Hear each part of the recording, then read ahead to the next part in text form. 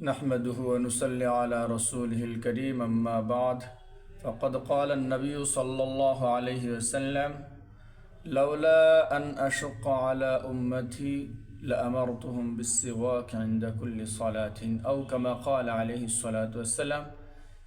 मिसওয়াক সম্পর্কে ছোট্ট একটা আলোচনা।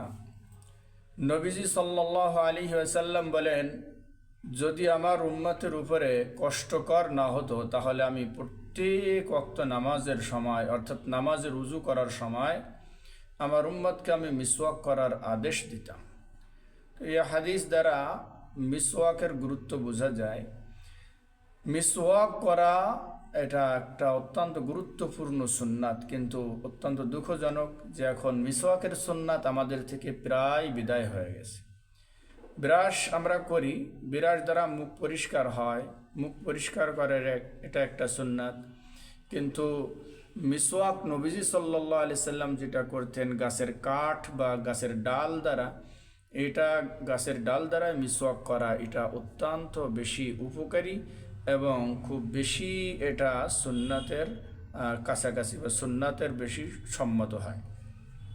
এজন্য একটা পরামর্শ হলো মিসওয়াক তো দিনে 1 থেকে 2 বার আমরা করতে পারি, কিন্তু 5 ওয়াক্ত নামাজের যখনই উযু করি, 5 ওয়াক্ত নামাজের সময় যখনই উযু করি, উযু করার সময় আমরা মিসওয়াক করব।